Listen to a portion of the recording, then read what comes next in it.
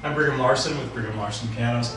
This piano is just out of the shop. It's a little tiny thing that we've done a very, very thorough restoration job on. It's originally in 1936, so what is that, like 80, I guess it's 82 years old, because if my math is right.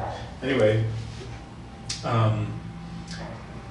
it's a really little tiny thing, and just kind of a cool little piano. I don't often see pianos in that are this small. Usually pianos that are small are little spinnets, like this one is a perfect example. Another one that we just finished up a couple weeks ago. So that'd be considered a spinet. This one is like a super spinet. It's called a mini piano. It almost looks like a digital. Yeah, it almost does. But it's not. Yeah, it is not a digital. I actually had some people looking at it who were concerned about. They lived on like a second or third floor apartment, and they wanted a digital for that reason, so they could get it up there. But they were considering this one. I think they did end up going with the digital. I think for other reasons, but. They were looking at it because this one would fit just fine and is nowhere near the weight of. It's still a piano. It's still heavier than the digital, but it's significantly lighter than most little pianos. Anyway, okay, so we've done a very, very thorough job on the inside of cleaning, reshaping hammers, tightening all of the action, lubrication, alignment, leveling the keys, taking care of the dip and the let off and the aftertouch and all of those things that go into the proper functioning of a piano. And then cosmetically, we've gone way overboard as well. Both of those things, both the cosmetics and the functionality of this piano, we've gone completely overboard. I think most people in my field would probably just throw this piano away. But this is what we do here.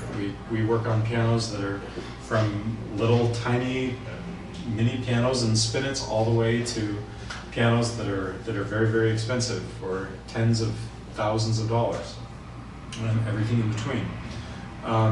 So cosmetically, it's in basically perfect condition. This beautiful satin black. I don't know how the lighting is on this video, but it's. As I look at it, it's a very pretty piano, and it closes up. It has a very vintagey kind of look.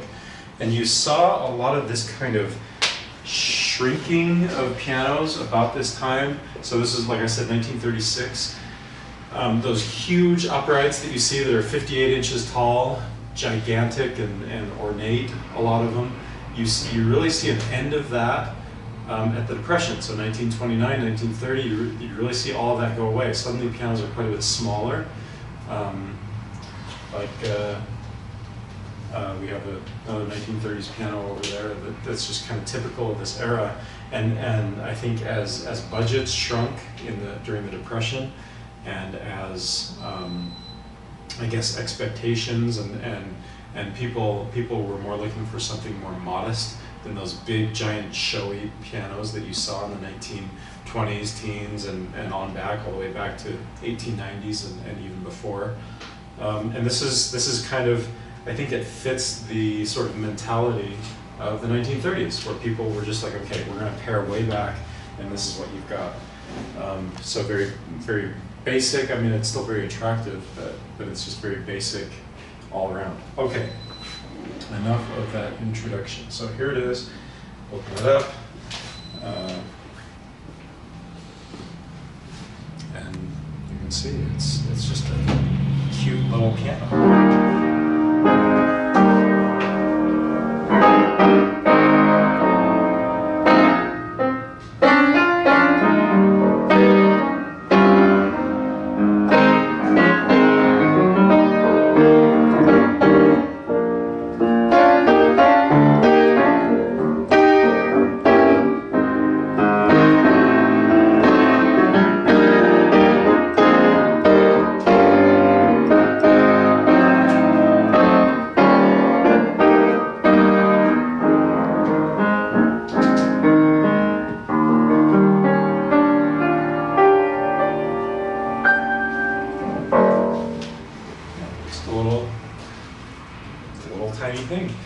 And I would personally, not only is it kind of a cool piano that we don't see very often, very, very rarely, in fact, do we see have a piano come in, and maybe that's partly why we had to rebuild it, because we see these pianos so rarely. I don't even remember the last time.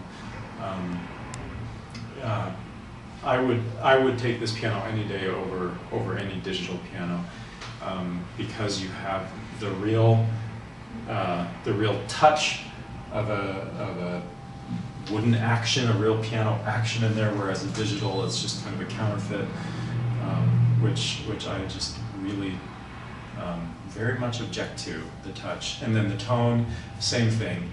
Even if people, and I hear people talk about, or salesmen talk about digital pianos, that this digital piano was sampled off of $100,000 whatever, Steinway. And so you're basically playing a Steinway is what they'll say. But of course that's totally ridiculous. I mean, it may be true, it may have been actually sampled, but the idea that you can compare electronic piano sound coming out of speakers with $100,000 Steinway, where it's a compressed felt hammer striking a steel string under high tension, resonating through the maple bridge into the spruce soundboard that is, enormous. It's a ridiculous proposition to compare the two just because it was sampled. Anyway, the point that I'm trying to make is this is the real thing. This is a real piano, and I would take this any day, in spite of its diminutive size over any digital, and even from a cosmetic standpoint, from a functionality standpoint, I would take it over a lot of pianos that are much larger than this one.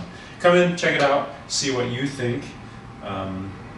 The store address here is 801, or the phone number is 801-701-0113, and the address is 1497 South State Street in Orem. Thanks for watching.